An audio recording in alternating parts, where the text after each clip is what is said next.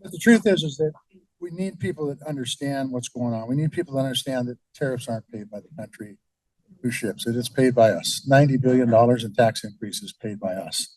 That's not the direction we need to be going. And quite honestly, what's happened recently with the SNAP benefits is utterly ridiculous and unexplainable.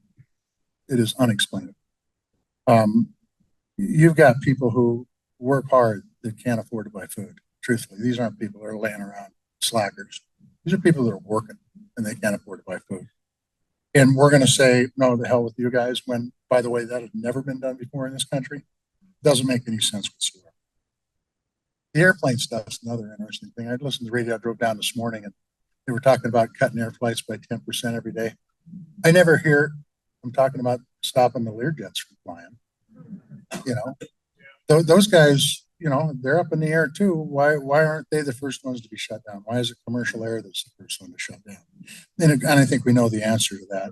And then the last thing I'm going to say before I get into what Northern Plains is doing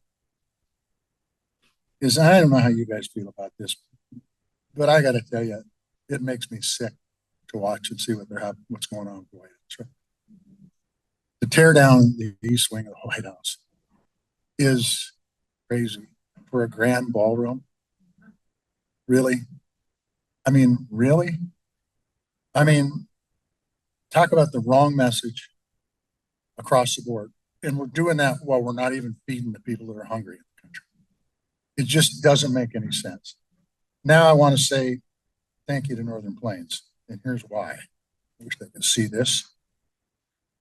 You know, this is why you can't run for office. Shit, I can't see.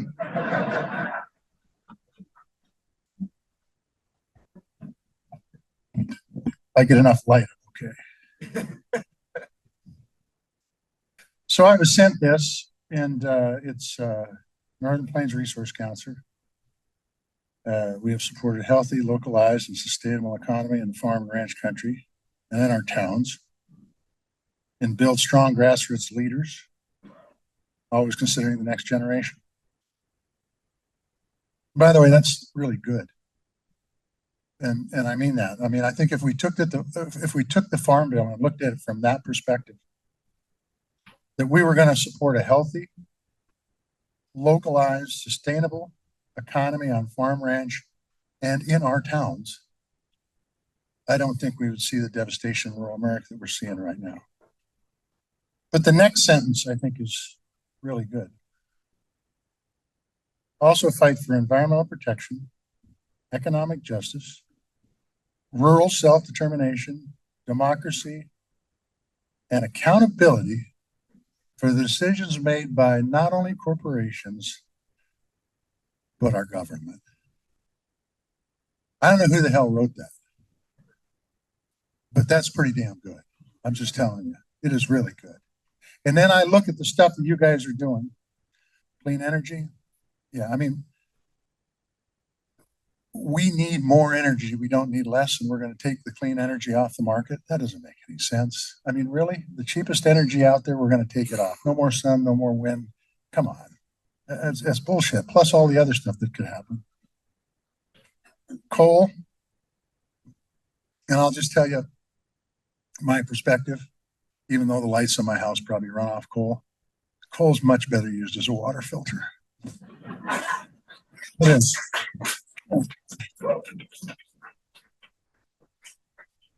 And then we got agriculture and soil and protecting our democracy and diversity, equity, inclusion. Did I just say those words? My God. But in the end, I will just say this, and you guys are working on finding leaders out there that are willing to run for the Soil Conservation District or the school board or city council or state legislature or U.S. Senate, whatever it might be. That's really important. Getting people out there that are regular folks that understand the challenges of the real people in places of elected office is really important. And it doesn't start by coming out of the chute running for the U.S. Senate. I spent 20 years preparing to run for the state legislature. Truthfully, I got the bug to run the state legislature when I was a junior in high school. Actually, it was 25 years. That was in 1973. And then when I got out of college, we served on a lot of local boards. In fact, my neighbor said they're going to work you to death because you're willing to work. And I was, because I want to make my community a better place. That's what my folks taught me. So for you guys to go out there and get people that'll run for office, at every level is really, really, really important if we're going to save our democracy. I mean that. And have people at every level that are willing to listen first before they speak, because I think that's really, really important. So thank you for the work that you guys do. As a farmer, as a former U.S. Senator, as somebody who believes strongly in family farm agriculture and production agriculture, as somebody who believes strongly in public education, I can't thank you enough. And it will be because of organizations like this that this country will be put on the right track. So thank you all. God bless you all. And before I go, after the Q&A session that's coming right now, there's going to be an awards, right? And you're getting an award. That's why you want me to announce that. Okay. Anyway, we're going to do a little Q&A. If whoever wants to do that, you got roving mics here. You probably want this one. Going to do right here. Folks could line up right here. I'd greatly appreciate that. Okay, so why don't you say that over the mic?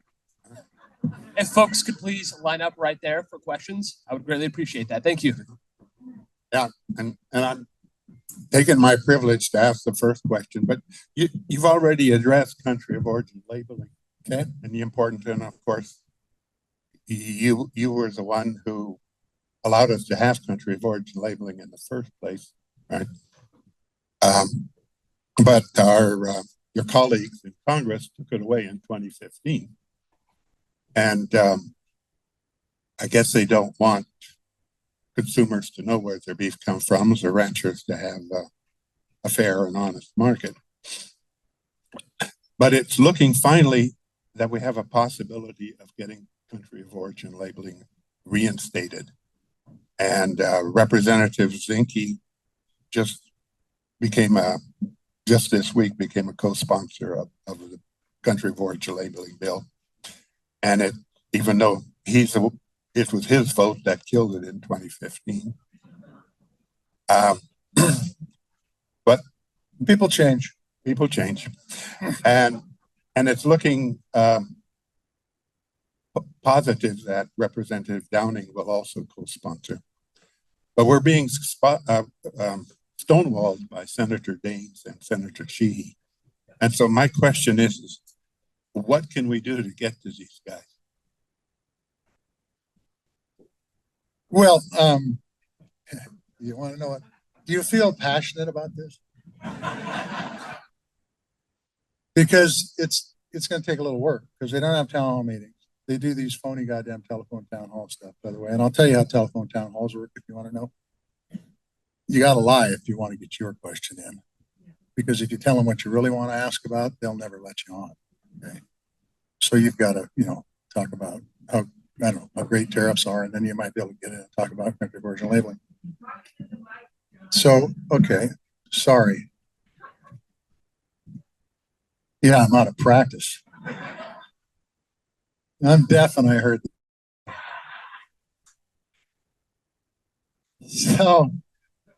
So anybody from Gallatin County here? 2 people? You got a lot of work to do. So here's what I would do. Sheehy and Daines both fly into the same airport. They don't have town hall meetings. They don't have public events. Meet them at the airport.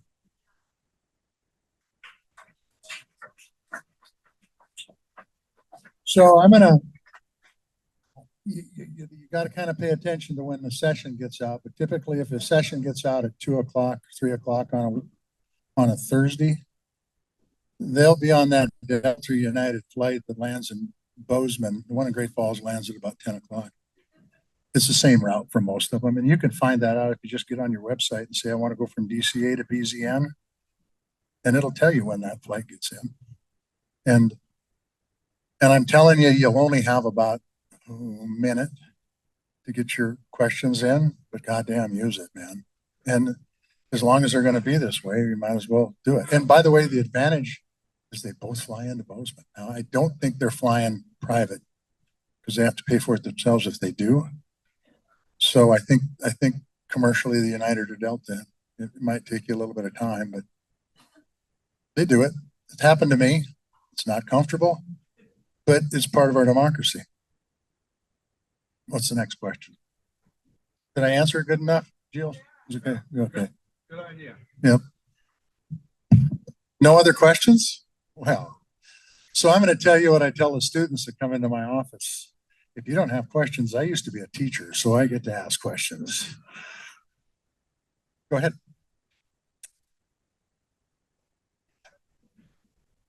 Hi, John. Hi.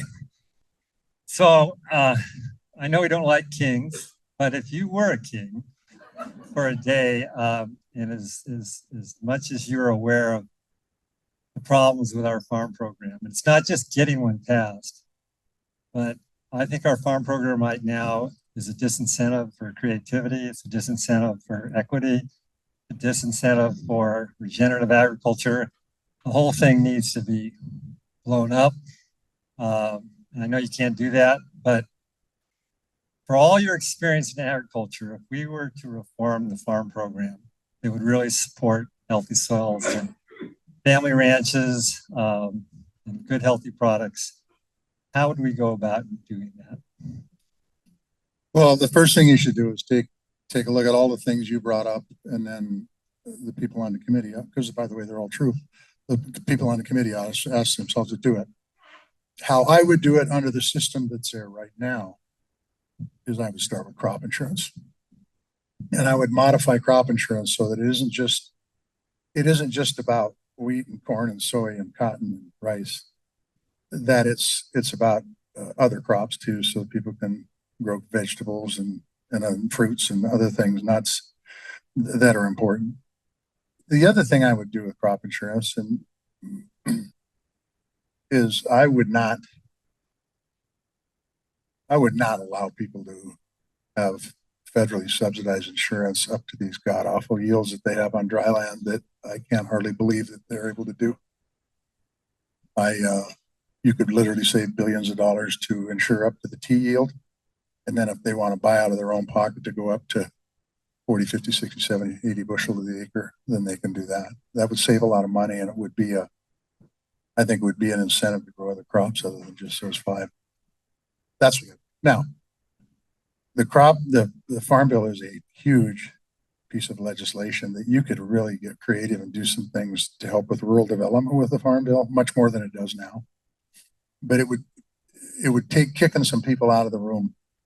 And right now, I'm going to tell you that it's not like they buy people. It's just they're there chirping in your ear. And then you've got farm organizations that say the same thing because they are bought by the same big corporations that are chirping in your ear. And you need to kick some of those folks out of the room so you can have a good conversation and hopefully get some people who actually are in production agriculture that are making their living from production agriculture, not from investments in Wall Street.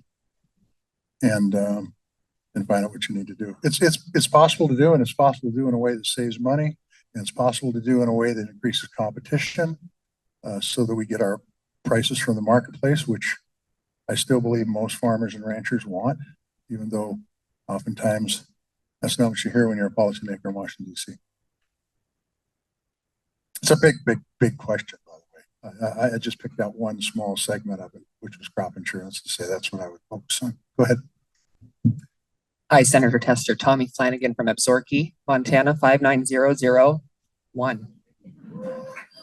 Yeah, so I hear you saying a lot of what we're hearing here is the importance of candidates, getting candidates to run for local and state office. Yeah. And I'm interested in your perspective. I'll ask the same question twice. Usually people ask two questions when they get the chance. Same question twice.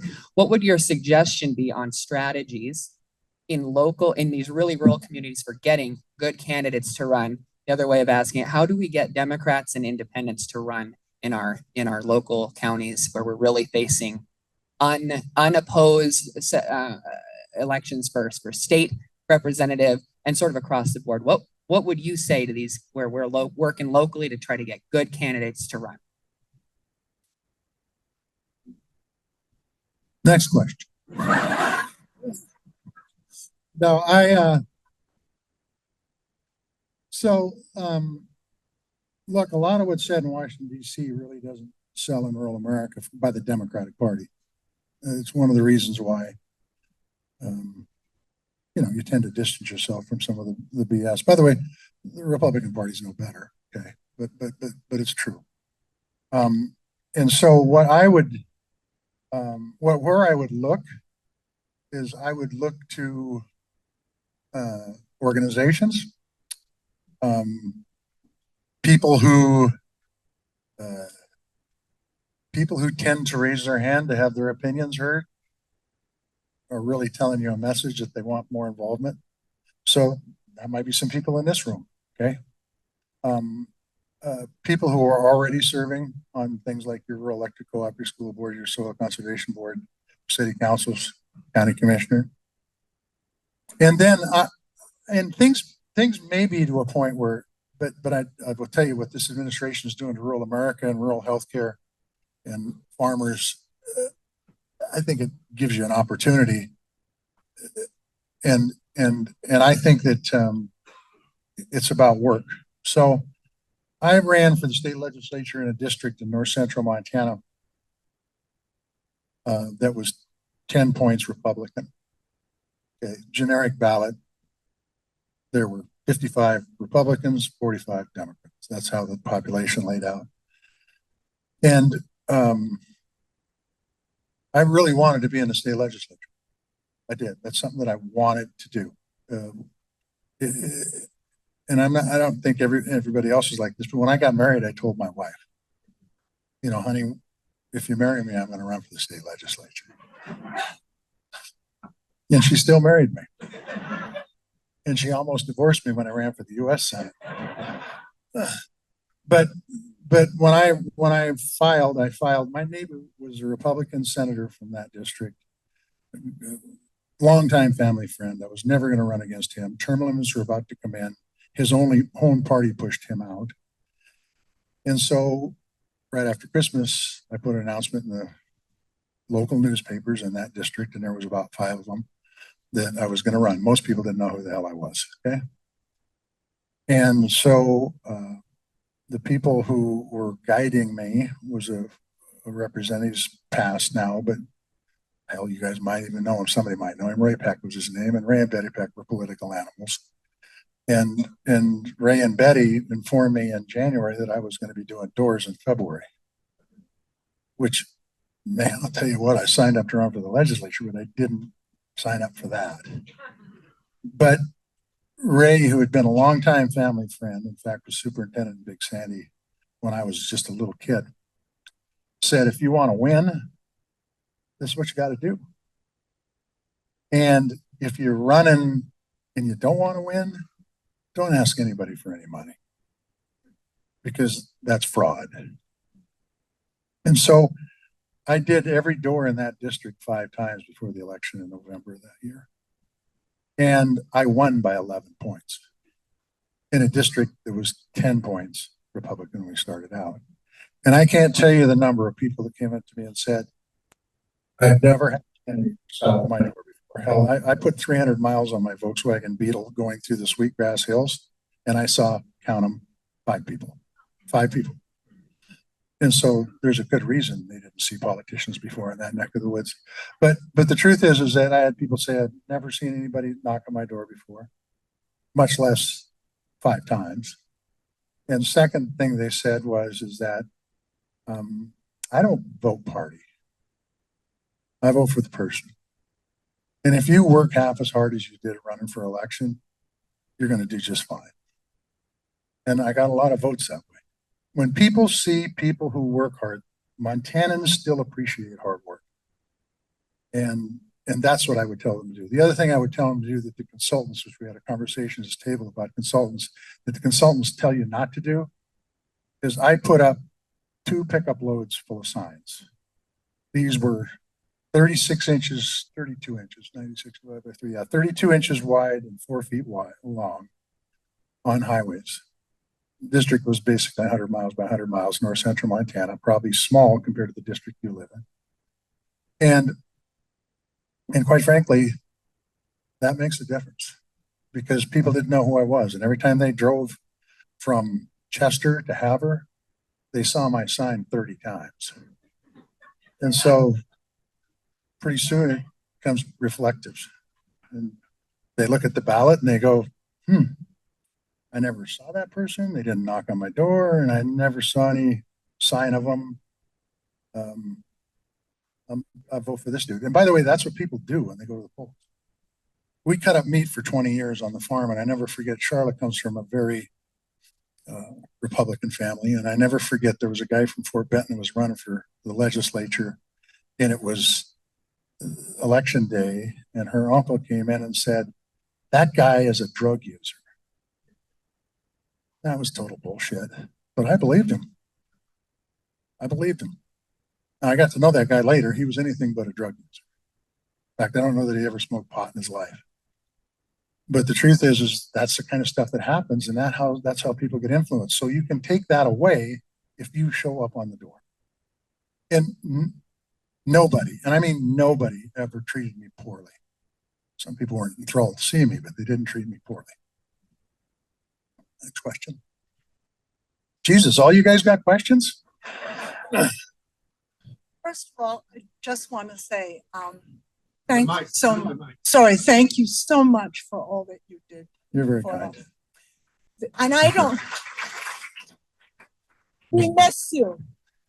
And then I don't want, it's not that I want you to work in any different way than you found back on your farm, but I got to thinking when we would see our senators not hold town halls, and we would hear about Democrats from other Democrats sort of in the region coming in and doing that surrogate role elsewhere. Yeah. I thought, would you ever kind of embarrass them minimally, besides other things you could do in terms of helping us, but just would you ever do that again? Yeah.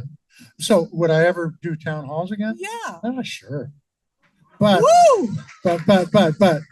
it's going to be we only got 5 minutes. You're cutting me off. I'm sorry. It's going to be a lot closer to the next election when I do that. So people will remember. Good. I'll remember that. Okay. Thank you, Senator. You bet.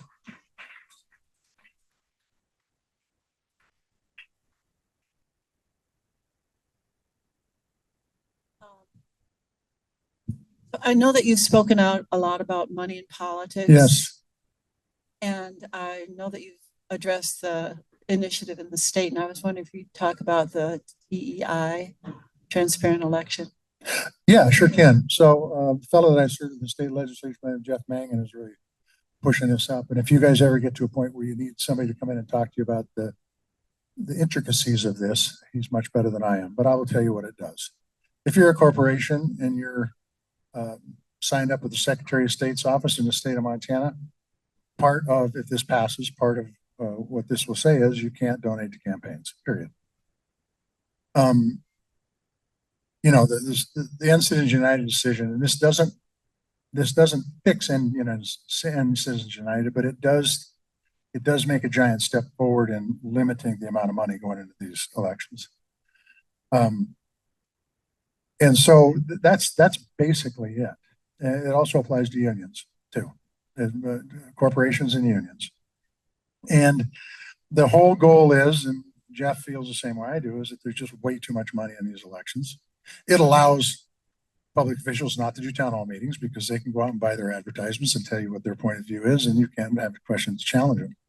And I also think that if you take a look at mine, first election with the primary was about 28 million bucks. 2006.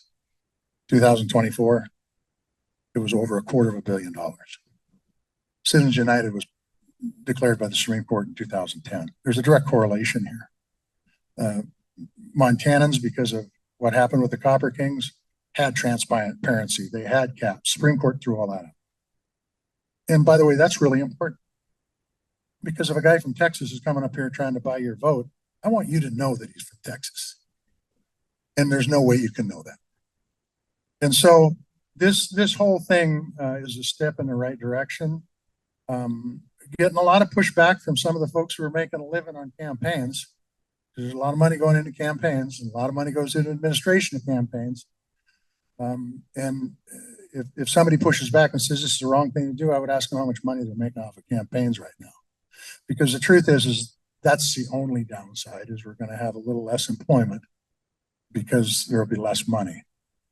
But in the end, it ain't the people that work for you that need to know you. It's you, the candidate. And I think this takes the candidate out and makes them less responsive, makes it so the voter is less informed going to the voter's box. And it's just bad. Now, I almost live off the grid, and I am on the board of an AI company, and don't kill me. Okay. And so I, just for fun, I typed in, what is the good things about Jon Tester and what are the bad things about Jon Tester? And it was pretty informative. And by the way, I think it was true. I've always been against money in politics, but I've always felt that this is the landscape you have to play in. So if you're going to play in that landscape, you raise the money. And those two messages were in direct conflict with one another. And the AI came up and said, the biggest problem with Jon Tester is he says one thing and he does another. That's probably why I lost the election, truthfully. But I just want to get the money out. I think it'd be better for democracy. I don't think it helps Democrats. I don't think it helps Republicans, and I think it hurts democracy. Last one. Yeah. She's coming up with a cane and she's pulling me off. I know. So thank you for how you've done. We had a question this morning about getting to know each other, and it was, what issue is facing your community at the moment? And the What answer, you shouldn't say in your community at the moment? no, what issue? What issue? Okay. What problem is facing your community? My mouth. No, it's my ears. And he said it was another town that was causing the problem. And I don't want to say which town because I don't want to anyway. But the problem is that one town is encroached. They can't. It's too expensive to live there, so they're moving into the suburban. And they're like going 30 miles, 40 miles. I'll tell you what town it is. How do we? My question is, and my family did that thing in Billings. So when I grew up, we had cornfields on the west of town. And, we bought our little 3-acre ranchette, and we had our horses and all that. We ate up those cornfields. How do we stop that, without all still being fair? Any ideas? I'm just horrified. Well, I mean, first of all, it's hard with willing buyer and willing seller. I mean, it really is hard to say you can't sell this. But I look at the Gallatin Valley too, and I see the best farmland in Montana being ate up by housing. It drives me crazy. And you could probably say the same thing for the Yellowstone Valley, and you can see the same thing up at Kalispell and all of them. There's several ways to do it. You can elect people to your county commission that can stop it, and they can. You can do it with the tax code. You can make it so that there are either tax advantages to keep it in production agriculture or incredible tax liability if you build housing on it, if you sell it for housing. I personally, it'd be nice if the world was a better place so that people understood that if you take up, Bozeman is just a really good example because you got mountains full of rocks and you got this land that's got topsoil, 10 feet deep, and you're not building on the rocks. It doesn't make any sense. So I think you incentivize and you let people know that if you build houses everywhere where you're growing food, pretty soon you're not going to have food. And that's a problem. So sorry. I wished I had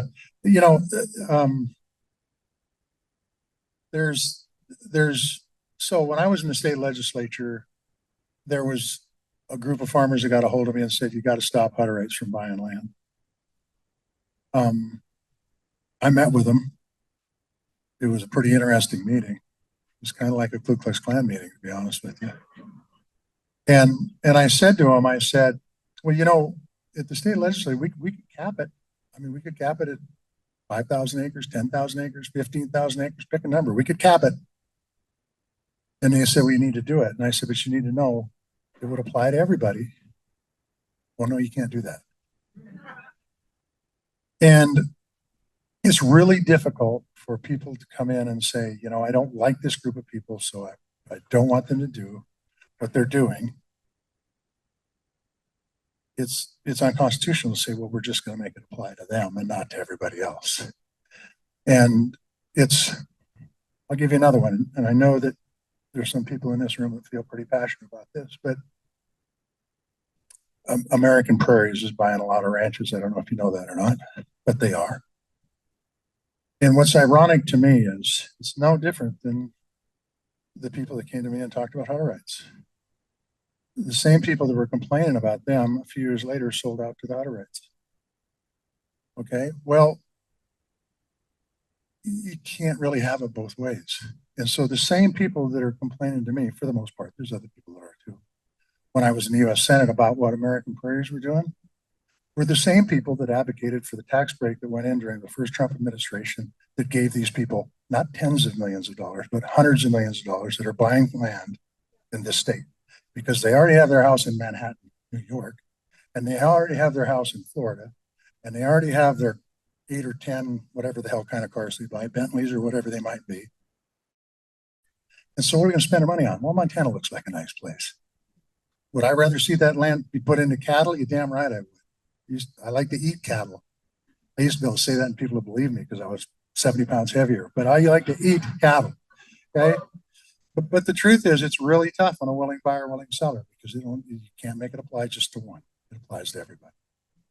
I went way off of what that conversation was about, but thank you all very much. God bless you. Take care. Be well.